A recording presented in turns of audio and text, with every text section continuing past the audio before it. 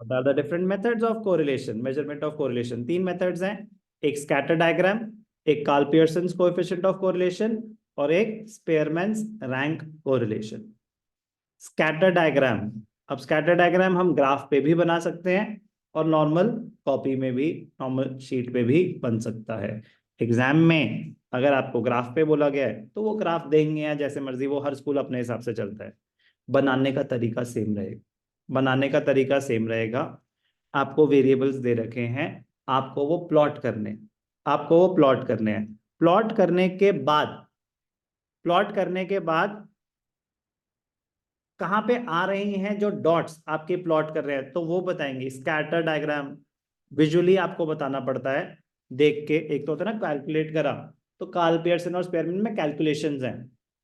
Scatter diagram is a graphical method of correlation.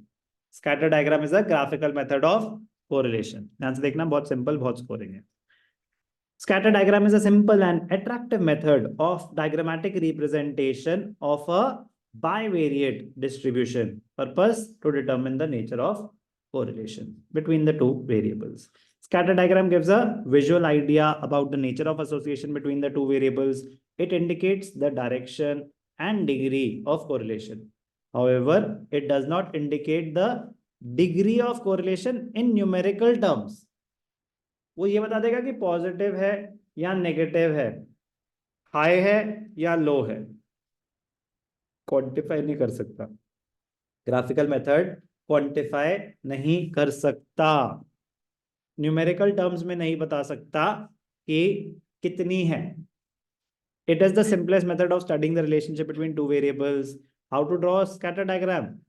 अरे plot कर लो, we have values of the variables x and y along the x and y axis respectively. Show the values of two variables by dots. अभी करके देख लेते हैं, वो तो सीधा question he. Interpretation, graphical representation of the values of the variables is known as scatter diagram or dot diagram. Scatter diagram और dot diagram एक ही है। What is scatter diagram? Graphical representation of correlation. कह रहे graph बना दिया, अब उसकी interpretation कैसे होगी? ध्यान से देखना, how to interpret the scatter diagram. कह रहे कैसे पता चलेगा कि परफेक्ट पॉजिटिव है कि नहीं है, क्योंकि न्यूमेरिकली तो हमने कैलकुलेट करा नहीं। कह रहे आपने डायग्राम बनाया, आपने डायग्राम बनाया तो आपने जो वैल्यूज प्लॉट करी, अगर वो एक स्ट्रेट लाइन में आ रही हैं, अगर वो एक स्ट्रेट लाइन में आ रही हैं और लाइन अपवर्ड जा रही है, तो क्या हो जाएगा? Perfect positive correlation. मतलब उन डॉट्स को आपने अपनी प्लॉटिंग कर ली, डॉट्स आ गई, डॉट्स को अगर कंबाइन करें और अगर वो एक स्ट्रेट लाइन बन जाए तो वो क्या है? Perfect positive correlation. वो डॉट्स को ज्वाइन करें तो एक डाउनवर्ड स्लोपिंग लाइन बन रही है, तो क्या है? Perfect negative correlation. करे डॉट्स ना एक लाइन पे नहीं है, एक लाइन पे नहीं है, ऐसे है, लाइन पे तो नहीं है बट बहुत पास पास है, तो ये परफेक्ट पॉजिटिव कोरिलेशन नहीं है, high degree of positive correlation है। मतलब अगर एक लाइन बनाई जाए इमेजिनरी, तो उसके बहुत पास पास अगर आपके पॉइंट्स आ रहे हैं तो हाई डिग्री ऑफ कोरिलेशन। यही अगर दूर दूर आ रहे हैं, सर अब ये पास पास और दूर दूर क्या होता है? मेरे हिसाब से तो ये भी पास है, आप कैसा? मेरे हिसाब से तो ये भी पास। अब वहां तो थोड़ा सा ओपिनियन आ जाएगा, वहां तो थोड़ा सा ओपिनियन आ जाएगा कि आपने एक इमेजिनरी लाइन खींची, पॉइंट्स उसके आसपास आ रहे हैं तो हाई डिग्री ऑफ कोरिलेशन है, पॉइंट्स उससे दूर दूर आ रहे हैं तो लो डिग्री ऑफ कोरिलेशन है। वो आपको बना बना के ही पता चलेगा, दो चार जब स्कैटर डायग्राम बना लोगे तो किसे पास और किसे दूर कहते हैं। तो लो डिग्री, अब देखो ना, मतलब जैसे मैं कह रहा हूँ कि अब मैं उस डायग्राम को नहीं दिखाता, सिर्फ यही दिखाऊं, तो ये बोलना तो बड़ा मुश्किल है ना कि ये पास है या दूर है। कह सकता हूँ कि मैं ये पास है या दूर है? नहीं कह सकता। अगर मैं ये बोलूं कि बेटा पास इसे कहते हैं, इससे कंपेयर करें तो हाँ ये दूर है। अदरवाइज तो अब अगर मैं कॉन्ट्रेडिक्ट करने को ये बना दूं, बेटा दूर तो ये होता है कि नहीं? समझ आ रहा है मैं क्या कहने की कोशिश कर रहा हूँ? मैं कोशिश कर रहा हूँ कि कभी कभी ना आपको ये नहीं पता चलेगा कि ये पास है या दूर है।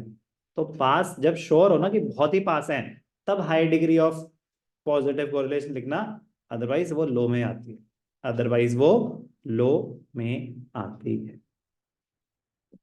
इतनी दूर होते हैं ना तो नो कोरिलेशन में आता है वो। किस में आता है? No correlation. कह रहे कोई लेना देना नहीं है भाई, तो बहुत दूर दूर है। डायग्राम बनाएंगे आपको पता चलेगा। नेगेटिव तो वही सेम चीज, अगर डाउनवर्ड हो रही है। पास पास, हाई डिग्री, दूर दूर, लो डिग्री, कोई मतलब कोई लेना देना ही नहीं है, कहीं भी पॉइंट्स आ रहे हैं तो नो कोरिलेशन। नो कोरिलेशन तो कुछ भी हो सकता है ना, कि मतलब अपवर्ड पॉजिटिव, डाउनवर्ड नेगेटिव। अब एक ही लाइन पे आ रहे हैं तो परफेक्ट। एक इमेजिनरी लाइन खींची जाए जो जो डॉट्स है ना उस लाइन के बहुत पास पास हैं तो हाई डिग्री, उस लाइन के आसपास है थोड़ी दूर है, मतलब बिल्कुल पास पास भी नहीं है बट जा एक ही डायरेक्शन में रहे, तो लो डिग्री ऑफ कोरिलेशन। यार कोई लेना देना ही नहीं, कभी ऊपर कभी नीचे, कभी ऊपर कभी नीचे, वो होगा नो कोरिलेशन। अगर हमें कैसे पता चलेगा? ग्राफ बनाते ही पता चल जाएगा। ग्राफ बनाते ही पता चल जाएगा। स्कैटर डायग्राम अगर एग्जाम में आया, फ्री के मार्क्स होते हैं। फ्री के मार्क्स होते हैं। बना वही पाएगा जिसने कर रखा है। तो आधे लोग तो यहाँ तक दम तोड़ चुके होते हैं कि बस भाई बस बाकी सिलेबस कर लें, तो वो उस चीज का फायदा उठाते हैं, 3 नंबर में दे देते हैं स्कैटर डायग्राम। फ्री के मार्क्स है। Free, free, free. How to interpret? Dense, बहुत पास पास, बता चुको। ठीक है ना, बता चुको, बस उसी की वो बातें हैं कि कैसे पता लगेगा कि पॉजिटिव है या नेगेटिव है। चलो अब काम की बात पे आते हैं कि बनेगा कैसे।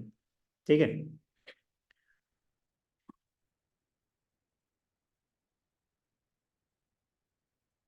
एक हो गया आपकी एक्स एक्सेस, एक हो गया वाई एक्सेस।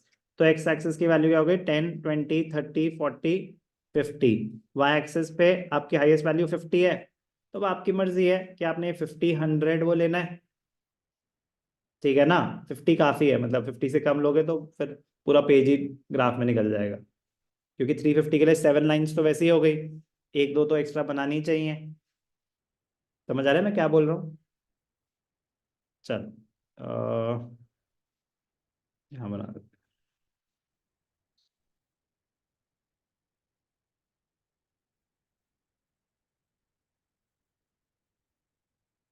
10, 20, 30, 40, 50 कम पड़ेगी।